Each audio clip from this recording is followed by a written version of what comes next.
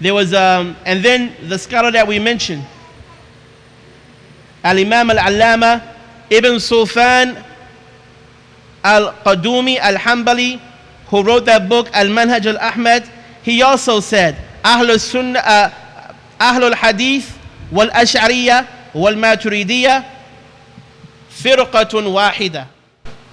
He said the Ahlul Hadith, the Ash'aris and the Maturidis are one group. They are one group.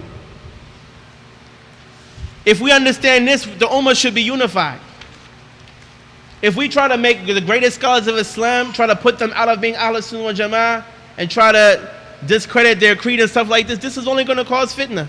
Especially when what they say is what all the ulama of tafsir, hadith, fiqh, all of them saying the same thing that they say. Does anybody disagree? Does anybody have any question? Is any of this going over anybody's head? Is this too negative? Should I talk about something flowery and beautiful real quick? Tafaddal, Habibi. Is the Athari school and the Hanbali school the same thing? They both pretty much are synonymous, except for the fact that when people say Hanbali, they tend to mean people who also follow the Hanbali school in fiqh, as opposed to Athari could also be a Shafi'i. You know, a person may be an Athari. There were some Shafi'iyah who were also Atharis as far as the creed. They were not Ash'aris. They disagree with the Ash'aris and things, but not the main things that we disagree with the Salafis on. Like Allah Ta'ala moving, being in a place, or being a body or such. They flat out say Allah is not a body, does not have limbs, does not change, doesn't move to and fro, place to place, descending, ascending and all that. He's eternal and he does not change. He's not temporal. Temporal things change. They say these things, but they are Atharis.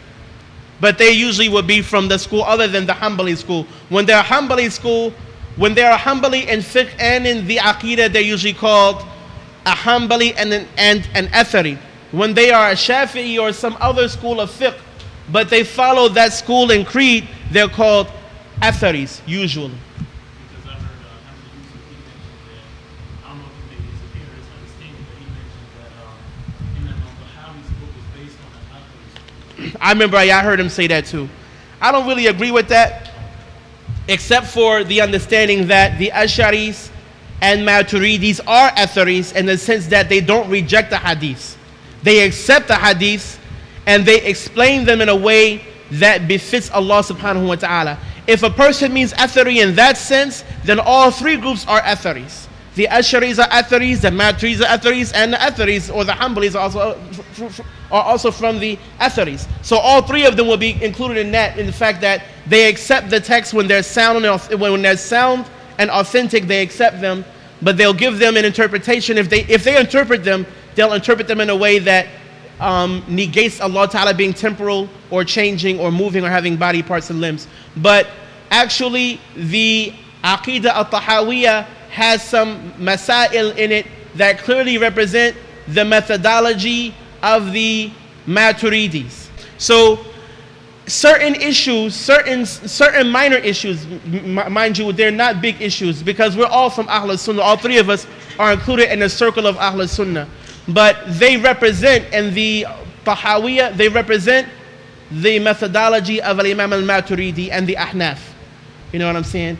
As opposed to being an Athari creed. You know? Wallahu alam. And throughout time, actually, the Hanafis have been most of the explainers of the Tahawiyah. You know? But we are all followers, we're all Ahlul Hadith, in the sense that we accept Hadith. We don't put intellect over it, but we have to understand it with our intellects. We don't put the intellect before the hadith, we don't do that, but we have to understand it with our intellects, because with our intellects we know that there are different hadiths that say different things, and if they are all literal, they would contradict each other. So some of them have to have priority over other ones. And the ones that say Allah Ta'ala is not like the creation, like the verse in the Quran, Laysa kamithlihi shay, there's nothing like unto Allah, nothing like Allah, nothing resembling him, we know that that is clear cut, that there is no wavering on that, because if anything resembled Allah in any way or at all, that would mean that there was more than one God, or that the God of the universe has qualities of the creation, and both of those are impossible. No one else can be Allah, and Allah cannot be anyone else. And so with that understanding, we look at the narrations of the Prophet ﷺ. Like the hadith where the hadith Qudsi that says that, "Oh my servant, I was hungry, you didn't feed me. Oh my servant, I was sick, you didn't come visit me. Oh my servant, I was thirsty, you didn't give me anything to drink." Servant says, "Oh Allah, how could I visit you when you're the Lord of the worlds? Oh Allah, how can I give you food? You're the Lord of the worlds. Oh Allah, how can I give you something to drink? You're the Lord of the worlds." If a person says that's not literal, they didn't put their intellect before the hadith. They understood the hadith with their intellect. It doesn't mean that they negated the hadith and said this hadith is false. This is trash. No, that's what the innovators would do. We accept the hadith. Many of the Asha'ira, they are the narrators of the hadith. Not only that, many ulama have said that the isnads of the hadith, all the isnads going back to the time of the Salaf, have an Ash'ari or Matureedis somewhere in the isnad. There is not one isnad today that's all Hanbalis only going back, with no Ash'aris nowhere in it. That's what they're saying. When it comes to the hadith, they go through the Ash'ira and the Maturidiyah and the Sufis. But it's, I remember hearing that statement. I watched him on YouTube when he was saying that statement. And the Shaykh that's our Shaykh, that's the Shaykh we look up to and we love to the utmost. Alhamdulillah, we benefit from his words. But it is a Maturidiyah book on the Aqeedah. Al-Imam al-Tahawi, alayhi rahmatullah, was a contemporary of Al-Imam al-Maturidi, right? They lived at the same time, but at the same rate, they both said what was represented in the Hanafi school as far as the Aqeedah is concerned. And those ideologies, those teachings, later became the Maturidi school. Excellent question you asked, Akhi. Jazakallah khair. That's a good question. So then, these are statements. Basically, look at another statement here. Al-Imam al-Hafidh ibn Asaakir, rahimahullah, he says that Abul Khattaab al-Kalwadhaani, a great Hanbali scholar, one of the earliest and greatest Hanbali scholars, right? Al-Kalwadhaani has been, even though he's a Hanbali, people have said that he's an Ash'ari. He said that ومن ثم وقع نسبة بعض الحنابلة الكبار إلى طائفة الأشاعرة. And because of this, because of these three being Ahl Sunnah, some of the great Hanbali scholars have been ascribed to the Ash'aris as far as creed is concerned. From among them is Abul Khattaab al-Kalwadhaani, rahimahullah ta'ala. فقد ذكر الحافظ ibn Asaakir al-Ash'ari, because the great Hafidh ibn Asaakir, who was an Ash'ari, in his book Tabeen al-Kadhib al-Muftari, the defense of al-Imam al-Ash'ari, he wrote in his book defending al-Imam al-Ash'ari that أن أبا الخطاب نسب إلى مذهب أبي الحسن الأشعري رحمه الله وأن تلميذه أحمد بن معالي ibn بركة الحربي صحح هذه النسبة وأقر بها. He said that Abul Khattaab al-Kalwadhaani al-Hanbali was attributed to the madhab of Abul Hasan al-Ash'ari in creed, may Allah have mercy on him, and that his student, the student of al-Kalwadhaani, Ahmad ibn Ma'ali ibn Baraka al-Harbi, he verified that attribution and he agreed with it and said, yes, my teacher was an Ash'ari.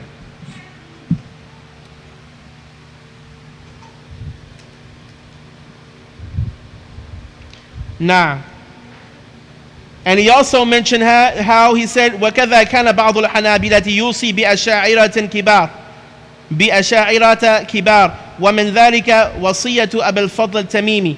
And some of the Hanbalis also used to advise their students to stick to and cling to some of the great Ash'ari scholars. From the examples of that is what happened with Al-Imam Abul Fadl al-Tamimi. Abul Fadl al-Tamimi al-Hanbali, we also have his book here. He was also the Shaykh al-Hanabila in his time. He died 410 years after the Hijrah. Abul Fadl al-Tamimi, rahimahullah tabaraka wa ta'ala. Great Hanbali scholar. He was the Ra'isul Hanabilati fi waqtihi also. He was also the leader of the Hanbalis in his time. Not only that, when he died, some Al-Khatib al-Baghdadi rahimahullah ta'ala says, Kana saduqan. He said he was truthful.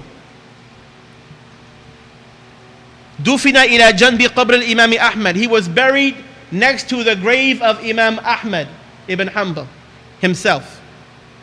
وحدثني أبي وكان من شيعه أنه صلى عليه نحو من 50,000 رحمه الله.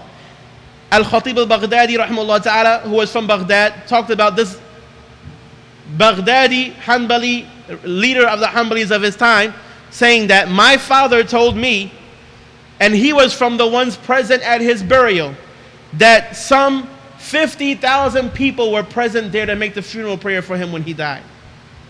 50,000 in that time. In that time, 50,000. That's even more than now. Like 50,000 then, you know, because people are only increasing. The number of the human race is increasing. So that was a lot of people. They made salat for him when he died.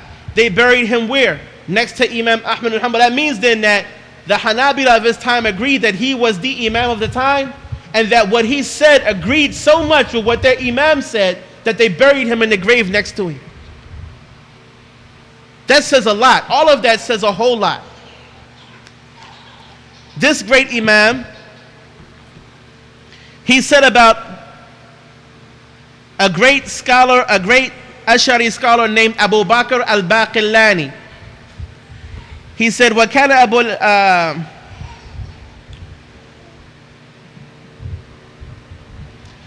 he said, كان ومن ذلك وصية أبي الفضل التميمي رحمه الله تعالى بأبي بكر الباقلاني الأشعري. يقول الحافظ بن عساكر رحمه الله تعالى في تبيين كذب المفتري: وكان أبو الحسن التميمي الحنبلي يقول لأصحابه تمسكوا بهذا الرجل، يعني أبا بكر الباقلاني، فليس للسنة عنه غنى. I believe that this was, it says that the Abul Hasan At-Tamimi al-Hanbali used to say to his companions, stick to this man, cling on to this man, Abu Bakr al-Baqillani, because the Sunnah cannot do without him. Al-Imam al-Baqillani was a great Ash'ari Imam in the Creed, a great theologian, who the Hanbalis themselves are saying, stick to this man, because the Sunnah needs this man. This man is indispensable for the Sunnah. So you must hold on to this man, Abu Bakr al-Baqillani. This is to show you that Ahlul Sunnah were unified. Even here in Philadelphia, Ahlul Sunnah were unified before people started making certain statements. Before people started to learn certain things in theology and history, everybody was unified. We don't want it to be that we're unified with ignorance. When we all ignorant, we all unified and love each other. Then we get a little bit of knowledge and then we hate each other and we're all divided and broken up. This is the quality of the people of the book, where Allah Ta'ala says concerning them, وَمَا تَفَرَّقَ الَّذِينَ أُوتُوا الْكِتَابَ إِلَّا مِنْ بَعْدِ مَا جَاءَهُمُ الْعِلْمُ بَغْيًا بَيْنَهُم. Then Allah Ta'ala says that the people of the book did not divide into sects until the knowledge came to them out of hatred towards each other. So the 71 sects of the Jews, 72 sects of the Christians, 73 sects of the Muslims, this stuff happens after the knowledge came to them, when they have hatred and animosity towards each other. So this is not to teach you hatred. This is not to teach you animosity. This is to teach you the truth. To teach you the truth, and with knowing this truth, have the type of mercy that Rasulullah sallallahu alaihi wasallam had when he made dua for his enemies. Look at the leader of the Munafiqeen, who said about Aisha radiallahu anha what he said, and said about the Prophet ﷺ, don't spend money on him. Don't give anything to the Ansar when we go back to Medina. The most powerful will oust the weakest and lowest one, meaning the Prophet ﷺ. These are the type of statements that he used to, that he made. But when he died, the Prophet ﷺ made janazah for him. He made istighfar for him.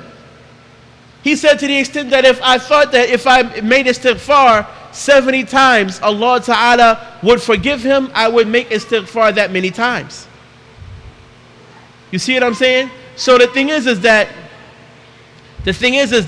we have to have that mentality of mercy. This is not to teach everybody how to hate everybody, how to hate the Salafis. It's not about that. This is not what we preach, and we're not preaching to go become Aqeedah police like some people maybe go and, take dhikr bees and break them and throw them out the window and stuff like that. No, we don't. This is not how we do. We don't go around saying this person's a kafir, this person's this. No, this is what we do not do. What we actually do is we learn the truth and we teach it with mercy. We teach it with kindness. I teach it. I get kind of hype when I teach it. But that's just because that's my blood. I do that. My whole family get hyped when they start talking about the deen. So this is normal. Anyone who's spending time with me, talk to me personally, they see I get hyped about the smallest of things. This is just Abdul Rahman. I don't advise everybody to do like that, but I tend to get a little bit hyped. I can't help it. But it's not I'm getting hyped because I hate these individuals and they should burn. No way. No way. But we should know the truth, because tolerance is only possible. Tolerance is possible once a person knows what they're tolerating.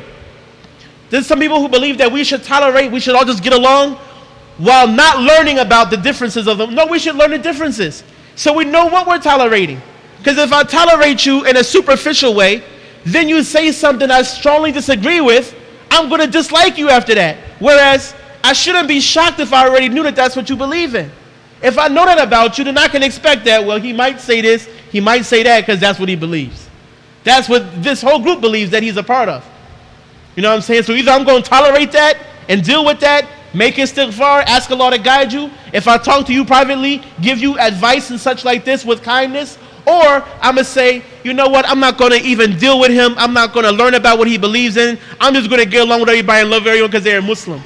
We love everybody because they're a Muslim, alhamdulillah, but you still don't know what is different about the Muslims. And those differences will surface one day. They're going to come up. You can't hide them. They're going to come out. And when they come out, how you deal with them is going to either be based on knowledge or ignorance. I'm saying have knowledge. You can't make anybody believe in anything. Akhi, we tolerate the non-Muslims every day. If you go buy bread from the store, now you're going to have to tolerate non-Muslims. You didn't not talk to them, did you? You surely did give that lady the money, right? We go work with non-Muslims. Non-Muslims give us our paycheck. So the thing is not to teach about how to hate other Muslims, how to disagree with everybody and have hatred and animosity. Because we deal with people that we have much bigger differences with every day. But the thing is that since we live in together here, we need to be educated about what the differences are. So if we choose a path, we're choosing that path based on insight and based on knowledge. Not based on closing my eyes and just accepting whatever is there, but based on research and based on the information. So inshallah ta'ala, we'll stop here, we'll pause here. We ask Allah ta'ala to benefit us from what we've said and from what we've heard, and forgive us for anything that was said wrong. We're going to go into further detail inshallah ta'ala after the salat. So those who are interested, we advise them inshallah to be patient and stay with us. May Allah Azza wa Jalla accept from all of us. Subhanallah wa bihamdihi, subhanakallahumma wa bihamdik, nashhadu an la ilaha illa anta nastaghfiruka wa natubu ilayk. Jazakumullahu khairan. Assalamu alaikum wa rahmatullahi ta'ala wa barakatuh. Alhamdulillahi rabbil alameen wa sallallahu ta'ala wa sallama wa baraka ala sayyidina Muhammadin wa ala alihi wa sahbihi ajma'een. So inshallah ta'ala, to continue, we already mentioned the statements of some of the great Imams of Ahlul Sunnah from the Hanbalis, including Al-Imam Abdul Baqi Al-Mawahibi Al-Hanbali in his book Al-Ain wal-Athar fi Aqaidi Ahl al-Athar.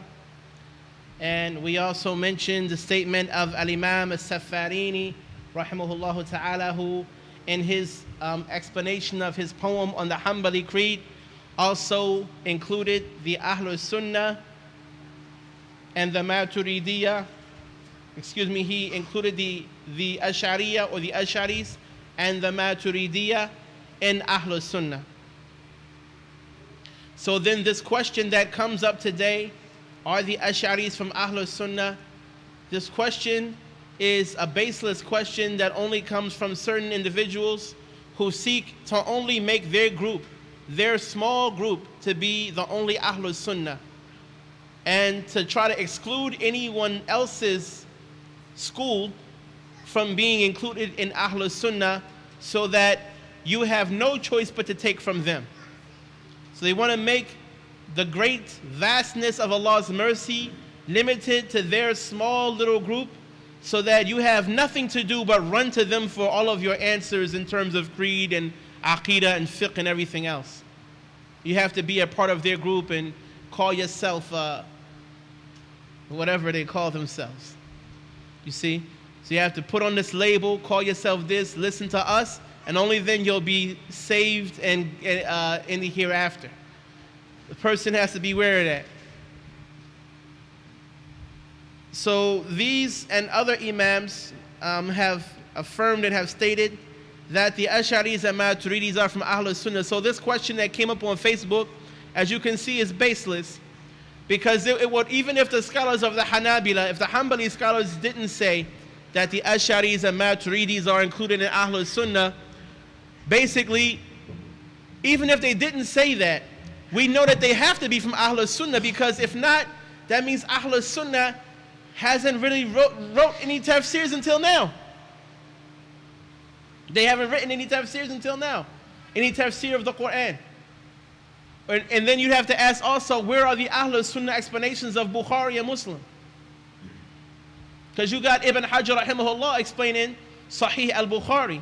You have Imam al-Khattabi rahimahullah explaining the first explainer of Sahih al-Bukhari. And I think in the class, one of the classes I did here, I mentioned what Imam al-Khattabi said, that the saying of the Muslims that Allah Ta'ala is on the throne doesn't mean that He is in a direction from the throne, or that He is in a place upon the throne, or that He's touching the throne, or anything like this.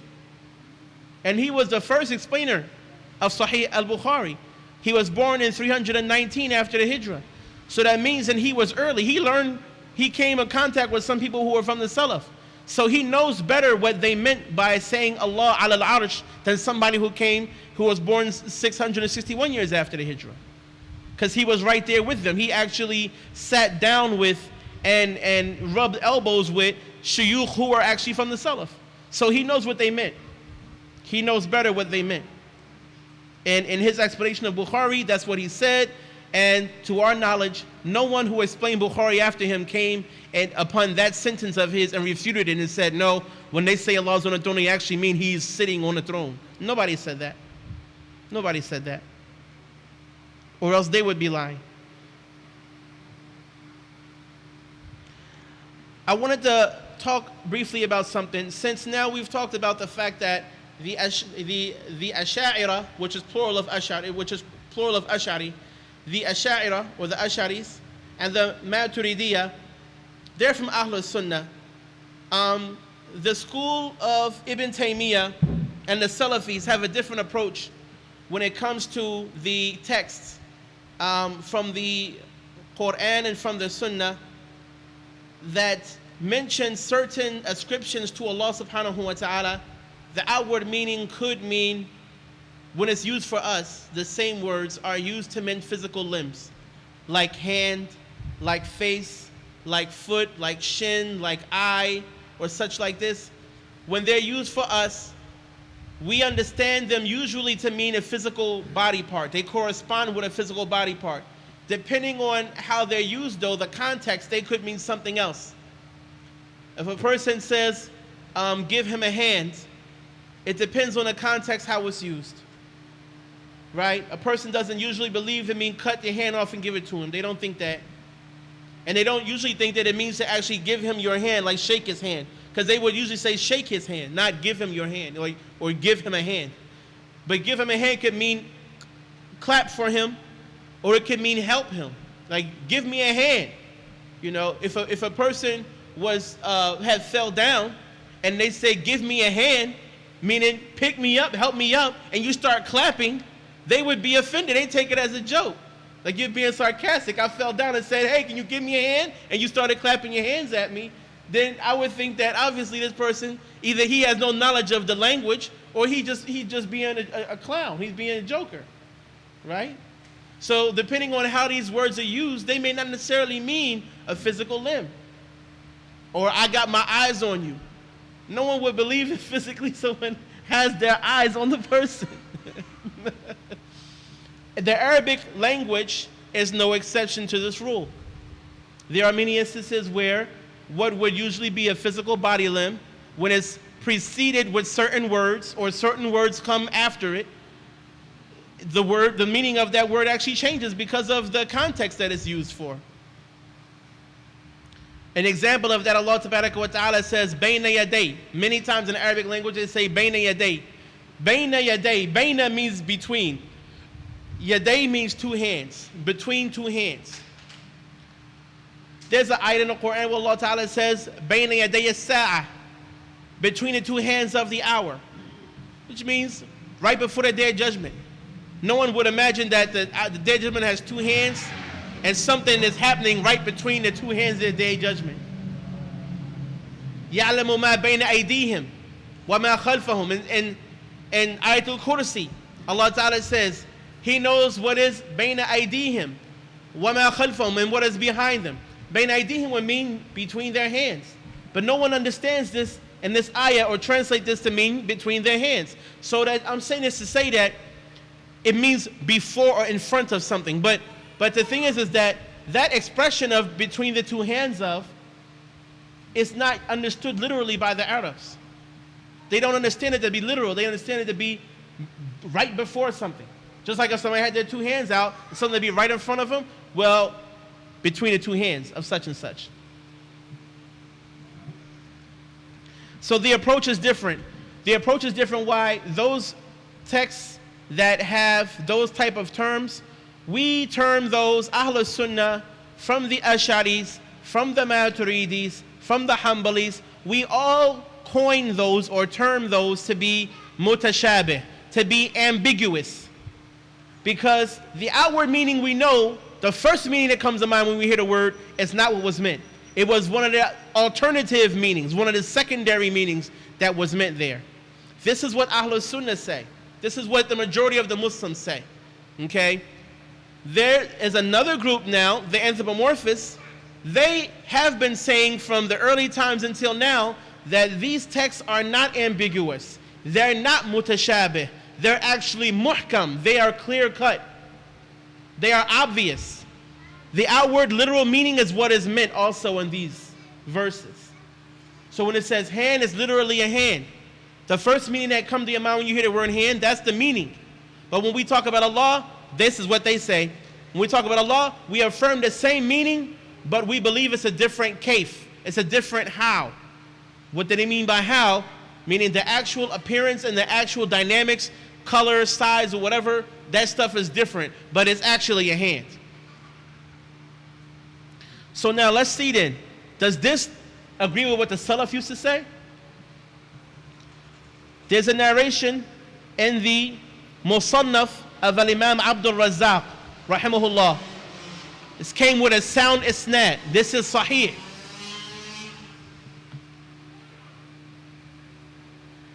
That Hammam ibn Munabbih heard Abu Hurairah radiallahu anhu say that Rasulullah sallallahu alayhi wasallam said, Jannah and the hellfire, paradise and hell, had a dispute with each other. Hellfire said, I have been preferred, I have been given preference with the mutakabbirin and the mutajabbirin, with the arrogant and tyrannical people.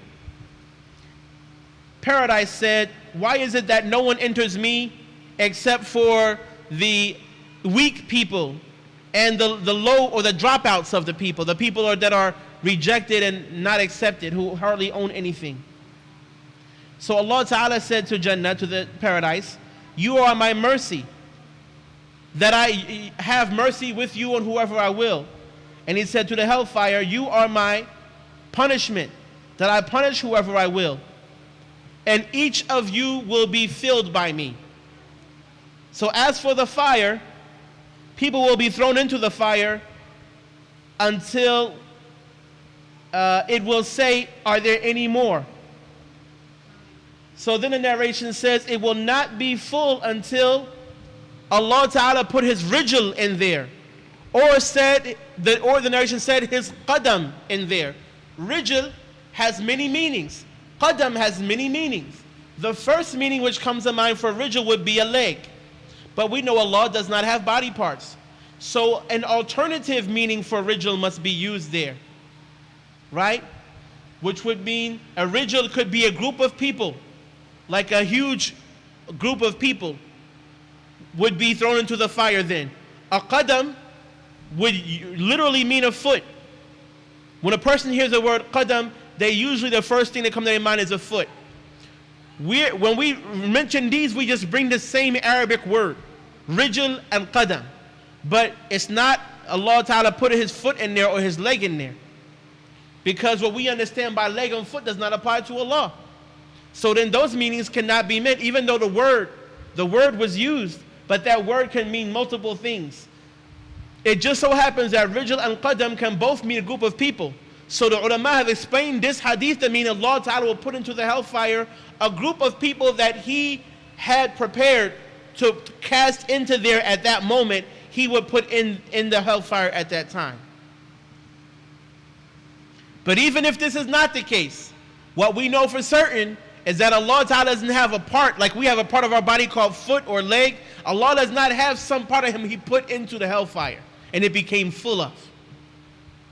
This is what we do know. Allah doesn't have parts, and he's not a body, and nor did astaghfirullah, nor did some of Allah Ta'ala go into the hellfire. This is mustahil, this is impossible. I'm only repeating this, I'm only saying it like this so that that image, if it's in anybody's mind hearing this, can be erased. So Allah Ta'ala does not have parts. So it says that Allah would put his qadam or his rijl into the fire that he had designated to go to the fire. The fire would then say qat, qat, qat. It would say enough, enough, enough. So then it would be full. And it would be smashed. It would be smashed into itself. It would be some parts of it would be smashed into others. And Allah, وَلَا يَظْلُمُ اللَّهُ مِنْ خَلْقِهِ أَحَدًا. And Allah Ta'ala would not do injustice to any of his creations. وَأَمَّا الْجَنَّةُ فَإِنَّ اللَّهَ يُنْشِئُ لَهَا مَا يَشَاءُ. And as for Jannah, Allah Ta'ala would create for it whatever he wills. So this is in the Musannaf of Imam Abdul Razak. In another narration, that was narration number 20,893. In 20,895, just one narration down, just actually two narrations down, Abdul Razak rahimahullah mentions in his Musannaf also from Tawus rahimahullah ta'ala, who said, I heard a man saying the hadith, سمعت رجلا يحدث ابن عباس بحديث أبي هريرة رضي الله عنه هذا فقام رجل فانتفض فقال ابن عباس ما فرق هؤلاء يجدون عند محكمه ويهلكون عند متشابهه. He said that my father Tawus heard a man saying this hadith, heard Ibn Abbas alayhi radwanullah narrating the hadith of Abu Hurairah radiallahu anhu that was just mentioned. So a man stood up and he was perturbed or he was angry or something like this. So Ibn Abbas radiallahu anhuma said, what is the fear of these people? That they find an acceptance or such in themselves when it is muhkam, when it is clear and obvious, but they're destroyed when it is mutashabih. Now check it out. This is a sahabi called that hadith mutashabih. The Salafis don't believe that that's mutashabih. They believe it's literal, so it's not ambiguous at all, because it's literally a foot and a leg. So they say that that's not ambiguous. The sahabi Ibn Abbas radiallahu anhuma is saying that this is mutashabih. This is what the Hanbalis and the Asharis and Matureedis also say, that these narrations of Ar-Rahmanu al-Arsh istawa, Ar-Rahman made istiwa on the throne, this is mutashabih. This is not obvious. This is not clear. Because why is it not clear? Because the literal meaning is not what was meant. So another meaning was meant. And it's not clear which other meaning was meant necessarily. Another one of the Salaf from the Tabi'een, Al-Imam al-Shu'bi, rahimahullah ta'ala. Al-Imam al-Safarini, we already mentioned him before, the one who made the poem. In his explanation of his poem, he mentions, وَيُرْوَى عَنِ الشُّعْبِي أَنَّهُ سُئِلَ عَنِ الْإِسْتِوَاءِ فَقَالَ هذا من متشابه القرآن نؤمن به ولا نتعرض لمعناه. It says, it is narrated that Ash-Shu'bi, rahimahullah, who was from the Tabi'een, he was asked about the istiwa on the throne. Somebody asked him about the istiwa. So he said, هذا من متشابه القرآن. This is from the mutashabih of the Quran. This is from the ambiguous verses of the Quran.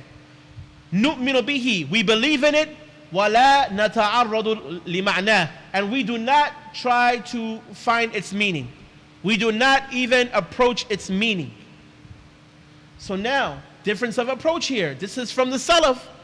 Al-Imam al-Shu'bi, rahimahullah, great narrator, scholar of Ahlul Hadith, narrator of the Hadith. He wasn't a nobody, he knows Hadith. He studies and narrates Hadith. He has to be called Ahlul Hadith. He was from the time of the Tabi'een. What did he say about this? This is mutashabih. This is not what other people are saying now who say they follow the Salaf. They said, no, this is muhkam. This is clear cut and obvious. Because muhkam, you can discuss, you can talk about it, you can bring it up, you can ask laymen about it, you can ask people about it, you can test and quiz people on the meaning of it, because it's clear cut. Like a ayat, like the ayat of wudu, or something that is manifest and obvious. These ayats are not manifest. They didn't used to talk about the meanings of these because it's not clear, and they were afraid to make a mistake on the meaning. When a person believes the meaning is literal, what mistake can they possibly make on the meaning, because it's already obvious to them? See what I'm saying? Is that clear to everybody? Everybody got that? The difference is saying that the verses of the sifat that are difficult to understand are ambiguous, and another person is saying no, they are clear cut, obvious, and literal. The Salaf are saying these are not literal, these are not obvious, they are ambiguous. Now look, from the fuqaha of the Hanbali, of the Hanabila, how many of you have heard of an Imam from the Hanbalis called Ibn Qudama al-Maqdisi? Anybody heard of him? Ibn Qudama al-Maqdisi was a great Hanbali scholar, okay, who died 620 years after the Hijrah. 620 years after the Hijrah. He said in his book called Rawdatul Nadhir wa Junnatul Munadhir, talking about usul al-fiqh, the principles of fiqh, based on the methodology of Imam Ahmad ibn Hanbal, rahimahullah. He said, Faslun, chapter, wa fi kitabillahi subhanahu muhkamu mutashabih. And in the book of Allah subhanahu wa ta'ala, there is muhkam and mutashabih, clear cut and ambiguous. See, he said, فَذَكَرَ أَقْوَالًا فِي تَفْسِيرِهِمَا في تَفْسِيرِهِمَا.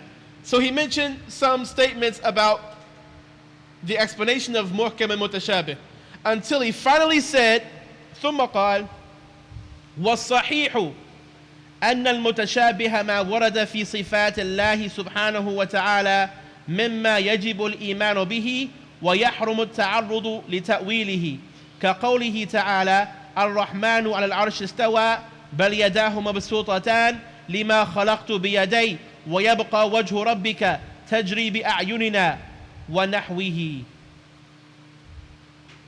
He said the most sound of the statements concerning what the mutashabih is, the ambiguous texts that we have to believe in is what came in the qualities of Allah subhanahu wa ta'ala, which it is wajib for us to believe in, and it is haram for us to talk about the meanings of, or to divulge into the meanings of. Like Allah ta'ala saying, Ar-Rahman made istiwa on the throne. Nay, but his yadan, his two yads are spread out, usually translated as hands, right? But we know it's not a limbs and it's not a body part. Nay, Allah Ta'ala's hands are extended, He's spending as He wills. Lima khalaqtu biyaday, to what I created with my two hands. And as we're saying, this is the literal translation, because what we understand to be hand is not meant. وَيَبْقَى وَجْهُ رَبِّكَ, and the wajh of your Lord remains. And wajh is constantly translated as face.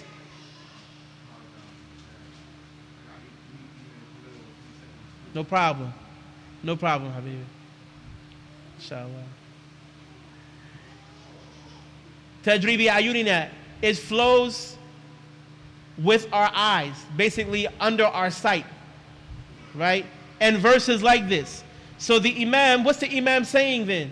The Imam, wait, sounds loud, the Imam Ibn Qudama al-Maqdisi, what Al-Imam Ibn Qudama al-Maqdisi, rahimahullah ta'ala, is basically saying is that these ayat dealing with Allah ta'ala's qualities are mutashabih. They're not muhkam.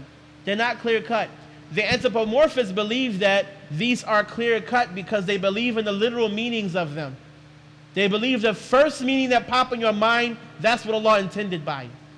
So it's not ambiguous at all. It's very obvious, clear, and literal.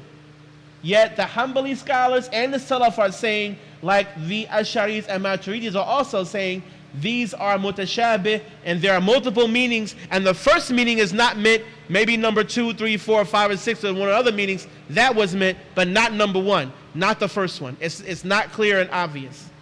It is ambiguous.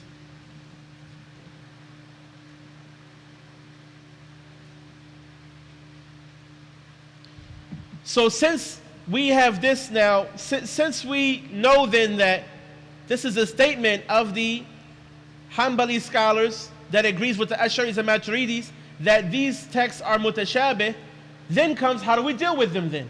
If they're mutashabih, then that means that we can just discuss them openly. That means we could, like junior high school students, be talking about it at lunchtime while they open up a chocolate milk, just sitting down talking about the istiwa on the throne. Well, what does it mean? You know what I'm saying? It means it's just open, just talk about istiwa, talk about face, talk about shin and hand and foot. Because now the judgment changes based on what we believe it is. If we believe it's ambiguous, we shouldn't be talking about it because it was not from the practice of the Salaf to talk about the mutashabih. In fact, they got very upset when people used to ask about the mutashabih. Let's remember the example of Imam Malik ibn Anas rahimahullah. Imam Malik got angry when somebody asked him how Allah made istiwa on the throne. He became angry. Now a person asked him about fiqh. Did he get angry? Imam Malik, you're the Imam, you're the mujtahid Imam of the madhab and such. Tell me about the ahkam of the wudu. Get out of here. Did Imam Malik do that? Somebody asking about how to make salat, asking about this is a bid'ah. Did he do this? I don't think so. This is different. They dealt with these verses, these texts differently because they were a different category of text. They're not like asking about wudu or asking about siyam. Somebody asked about the menses and he get angry with him. How did a woman have the menses? Yeah. He didn't get angry. But someone said, how Allah made istiwa on the throne? First, he started to break into a sweat. And he looked down and he thought for a minute. And then when he answered the person, it's different. There's different narrations of what exactly he said. Some say that he said that, and this is the most popular probably, that the istiwa is well known. Meaning that it's coming in the Quran and Sunnah. It's not something that we never heard about. We've all heard about and know about the istiwa. But the kayf is not ma'qul. It's not comprehensible. It's not conceivable. The how is inconceivable. And to believe in it is wajib. To ask about it is a bid'ah. So now let me ask y'all a question. When he says that al-imanu bihi, believing in it is wajib, what did he talk about when he said it? The istiwa. Not how. Because people try to make it seem like, no, he's saying that the meaning of the istiwa is clear, but what's not clear is the how. So, because they try to use this as a proof to say, we believe in the meaning, we know the meaning, we believe in the meaning of these verses. All we don't know is how. We believe in a literal meaning and we leave the how to Allah. No, they're saying the meaning and the how is unknown. How already is negated. But what we don't know is the exact meaning. So when he said that, he said believing in it is wajib, he's talking about the istiwa. And asking about it also pertains to the istiwa. Not how the istiwa. Like he's not saying to believe in the how of the istiwa is wajib, and to ask about the how of the istiwa is an innovation. No, believing in the istiwa itself, not the how of it, but it. The istiwa is wajib. To ask about the istiwa itself is an innovation. You got me? So then that means then that the meaning of this istiwa itself, something that we have to believe in and not ask about. Asking about it is an innovation. Then he had the man kicked out the masjid. You see? So he was very staunch about dealing with the person who asked about the istiwa, because it's not in the category of things you should go around asking people about. How about making a book about it? If he felt this way about somebody who just asked about the istiwa, what would he say about people who make a whole books and volumes explaining the istiwa? I don't think he would like them in the masjid neither. He would probably kick them out too. I mean, maybe. Because the person just asked him a simple question that took 2 seconds to ask. Hey, Fastawa. And he was like, get out of here. How about somebody make a whole book about how Allah Ta'ala made istiwa on the throne? He rose. He ascended. He descended. He sat. He did. What would he do to that person? I wonder. Because he was kind of, what he did to that man might have been pretty lenient to what he would do to somebody that if the man would have said, Imam Malik, I have a book on how Allah made the istiwa, they would have probably killed him. Forget kicking him out the masjid, they probably would have beat him down. If he would have put out a book and said, I have a whole book based on how Allah made istiwa. And it mentions sitting, and it mentions being above, and it mentions coming close to, and it mentions descending to the first heaven without leaving, making istiwa, sitting on the throne, and going back up to the throne at the end of the night, and coming up and down and up and down and all that. Imam Malik probably would have been so infuriated. I don't know what he would have done to that individual. Allahu Alam, what his students would have done. But just a question, just something to think about.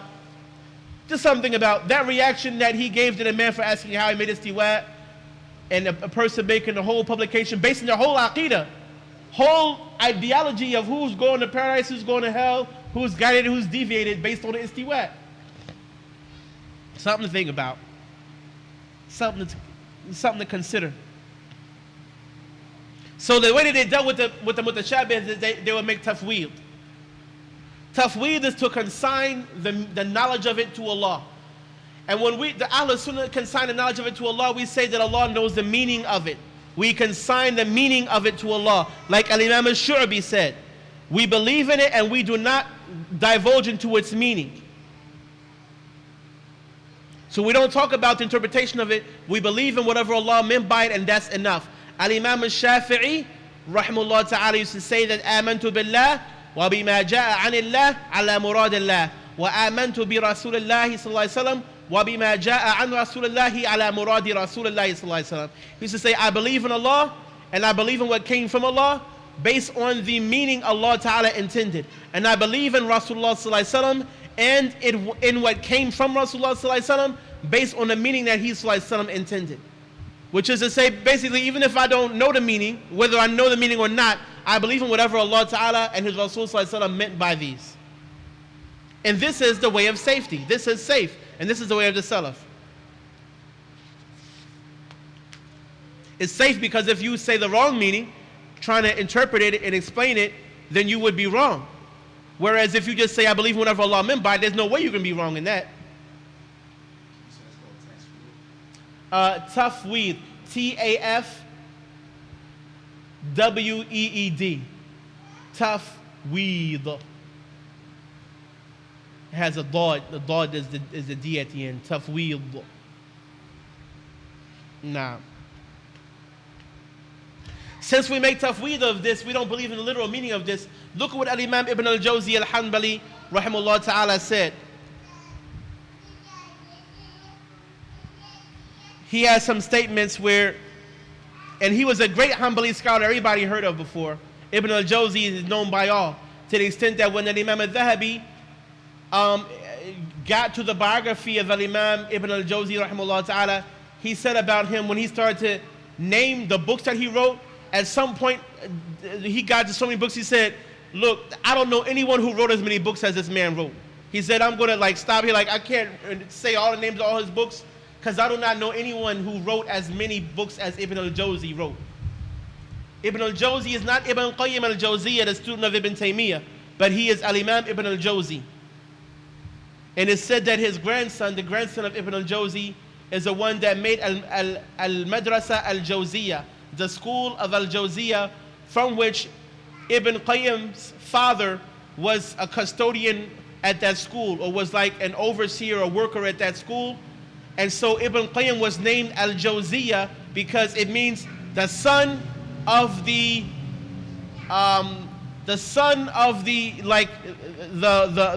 worker or overseer or such of the Jawziyah school. Ibn Qayyim al-Jawziyah, son of the overlooker of the Jawziyah school. So this is to say then that this is a Hanbali school that was made by the grandson of Ibn al-Jawzi. His grandson made this school that eventually Ibn Qayyim's Hanbali family was attached to.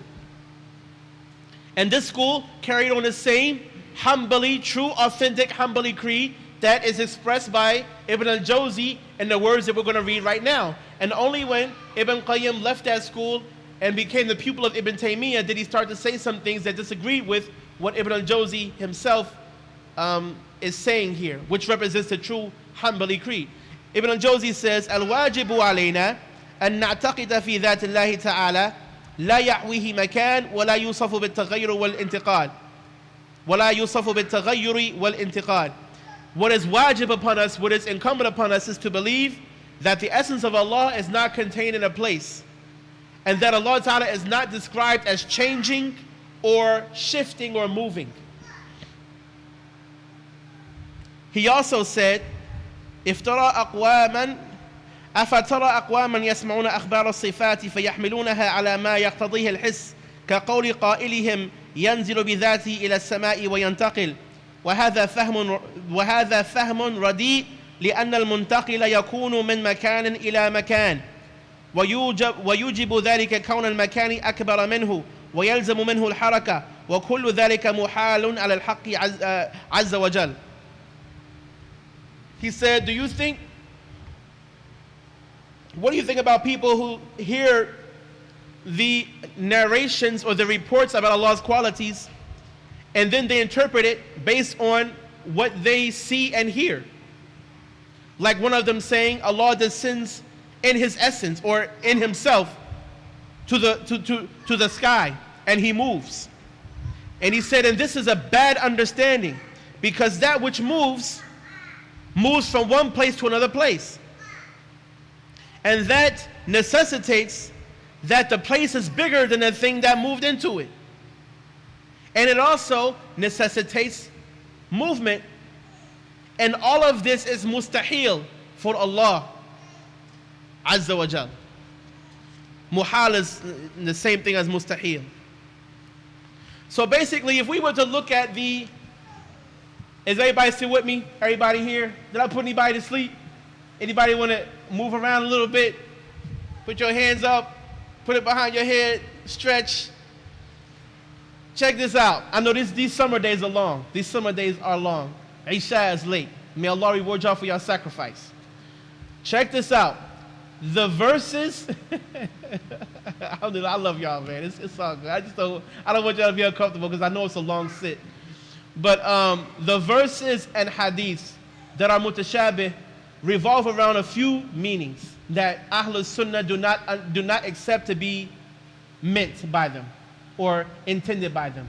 One meaning is change, like istiwa on the throne, or like Allah Ta'ala is angry with them or pleased with them or such like this, or Allah willed for this to happen. Or Allah Ta'ala spoke to Prophet Musa or spoke to the Prophet Muhammad. All of these things do not necessitate change for Allah. So he didn't, it wasn't like he was silent, then he made himself start speaking. Or Allah Ta'ala was here, then he moved over here, he moved himself over there, and he sat down. Or Allah Subhanahu wa Ta'ala was not willing something, then he willed something to happen. Or he was happy with somebody, and he became angry with them, then he became happy with them, and he became angry with them. Allah is eternal. He's not temporal. Whoever Allah is pleased with, He's always was pleased with. Whoever He's angry with, He was always angry with. Whoever Allah Ta'ala wills, whatever Allah wills, His will is eternal. It's one eternal will, not many wills over and over and over and over and over again. Ibn Taymiyyah says Allah Ta'ala wills with iradat and muta'aqibah. He wills with wills that come in succession. He wills a thing after a thing after a thing after a thing, and He wills things in time. When he wants it to happen, he wills it like the instance before it happens. We don't believe this. We believe Allah Ta'ala's will is eternal. But he willed for it to happen at the time that it happens in, eternally. He eternally willed for it to happen whenever it happened. He didn't have to wait for the moment before it happened to will it then, and then it happened. He'd have to do that if he was temporal. If he was in time, then he'd have to wait till that time come. Will it right now, now it's going to happen. No. Allah's not in time. His will is not in time. His will is eternal. And it makes everything happen when it is supposed to happen. So it is eternal, but what Allah wills through that eternal will is temporal. And it happens in time. Allah Ta'ala's speech is eternal. He doesn't start talking, stop, stop. No. Allah has one eternal speech that is everlasting. What happens with us is that Allah Ta'ala reveals or makes that speech received by us when He wants us to receive it. When He wants a messenger or an angel to receive that speech, they will understand, they will receive that speech from Allah Subhanahu wa Ta'ala. But His speech itself is eternal. He did not change to like we have to change to start talking for someone to hear us. That's not what Allah Ta'ala does. That's not what happens with Allah Subhanahu wa Ta'ala. And the same thing with all the other things that seem like it's saying Allah Ta'ala descends or He moves, He travels down to the first heaven and goes back up. No. Allah Ta'ala does not move because He doesn't change. This is the Aqeedah of Ahlul Sunnati wal Jama'ah, from the Ash'aris, the Matureedis, the Atharis, the Hanbalis.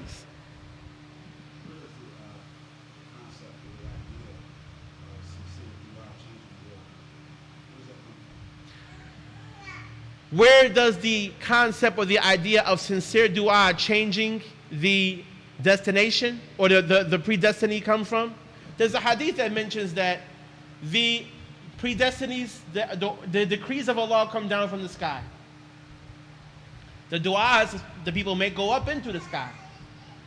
When the dua of a person, Allah Ta'ala wills that dua to be a means for that person to be protected from something bad that could have been ordained or could have happened to them. The ordinance of that thing comes from the sky and the dua goes up and catches it and stops in the middle. So before that thing comes down to earth to actually happen, the dua catches it and stops it. So this is the meaning of the hadith that لا يرد القضاء إلا الدعاء. Nothing repels the predestination except for dua. But mind you, even that happening was also preordained. The dua going up and stopping the preordinance from coming down, that was preordained too.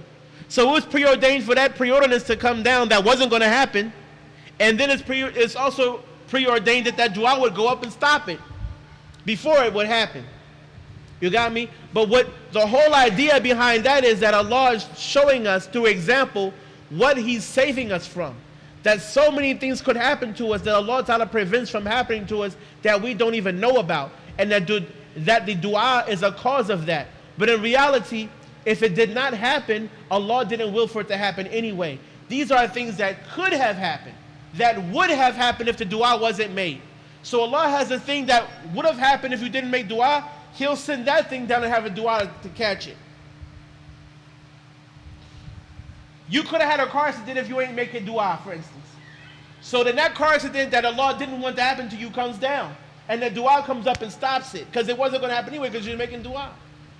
So Allah knew you was making dua. He knew you could have got a car accident. He makes that thing that wasn't going to happen, that predestined thing that could have happened to you, not happen because the dua caught it. But even, like I said, even that was also predestined. It's all been written. And Allah willed all of it. You see, but the thing is that Allah doesn't exist in time. So He's not changing. He's not waiting for anything to happen. It's not that Allah Subhanahu wa Ta'ala is like us, limited. Being in time is a limitation because the past doesn't exist for us no more. And the person we were in the past is gone now. The baby that you used to be when you were first born is gone. Is that baby anywhere on earth? Is that baby anywhere? No. You are that person that used to be that baby, but you're not that baby no more. So that baby, if someone want to find that baby is gone. They'll never find that baby anymore. Because that baby has been replaced by the you that exists right now. So then that means that what's in the past is actually gone. We are limited from the future and from the past. We're limited in the present. None of us can go back to the past and bring something back.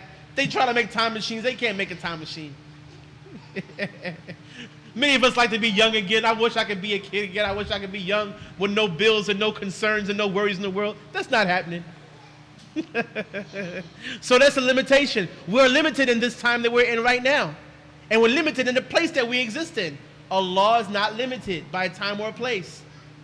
Because anything that's limited doesn't have access to where it's limited from. It doesn't have, or it's not where it's limited from. So we're not in our past, we can't go to the past. We're not in our future, we can't go to the future. We can only be in the present. And we can't go to 2015 or 2020 right now. We're stuck in 2011 right now. We also can't go back to 2010. That's a wrap. That's a done deal. You know, so I'm saying this to say then that which is in time is limited, and that which is limited is deficient, is unable. Allah Ta'ala is not in time and He's not in space. I'm not going to spend too much time on that because we're going to have to end soon. We're going to have to make a shah soon. There was more things I wanted to mention because there's a lot of disagreements here. There's a lot of things that's different here from the authentic, traditional Hanbali school and the rest of the Ahlul Sunnah and what Ibn Taymiyyah and his school is saying. And I want y'all to see some of those.